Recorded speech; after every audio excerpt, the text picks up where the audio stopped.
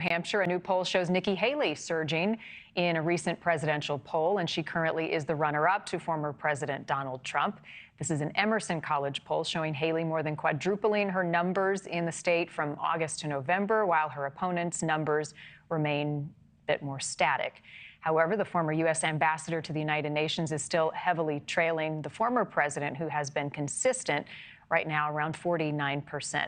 Haley's uptick comes as her campaign announces $10 million in advertising that will be spent across Iowa and New Hampshire in an effort to position her as a clear alternative to Trump for the GOP vote in 2024. Joining me now, Olivia Perez-Cubas, spokesperson for the Haley campaign.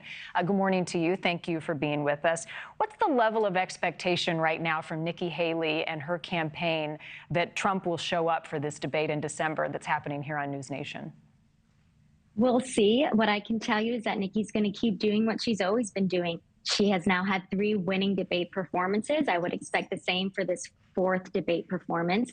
And you just had a very important New Hampshire poll up on the screen for your viewers. And I think what's so encouraging about that poll is that it is now one of many polls that show Nikki on the rise. It shows Nikki is surging. She is now 2nd in Iowa, 2nd in New Hampshire, and 2nd in South Carolina. She's in a strong position in all 3 early states, and she's the only candidate who has any sort of upward momentum. She's the only candidate on the rise, and so we're excited for her to keep getting out there, meeting with voters, shaking their hands, answering questions. I think that the more voters hear from her, the more they see from her, the more they are coalescing around her. She has had the most momentum in some of the polls, but these polls, as you know, are in the eyes of the beholder. She still came in 2nd behind DeSantis when respondents were asked to rank their 2nd choice behind Trump. So how will she look to close that gap with DeSantis going into the next debate and differentiate herself from some of his policies? Yeah, I think one thing that's important here is, she is consistently in 2nd in all the early states, right? But I think also what that poll shows is that it's not about just the primary for Nikki Haley. She is the strongest candidate against Joe Biden in the general election. You know who doesn't beat Joe Biden in the general election? Donald Trump and Ron DeSantis. So at the end of the day, if Republicans want a winner, if they want someone at the top of the ticket who could help the governor's races, the Senate races, the House races, the state races, they need someone at the top of the ticket who can win. And Republicans have a clear-cut winner in Nikki Haley. She's on the rise in the early states. She now just has to get to Trump.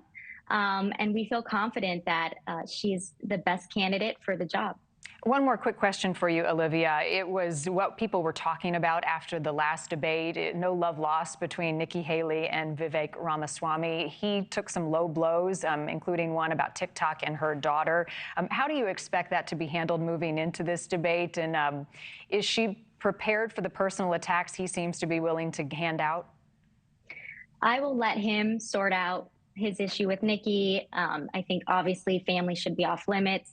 But look, Nikki's going to do what she does, and that is share her vision for a strong America, for a proud America. And if she gets punched, as we see, she'll punch back.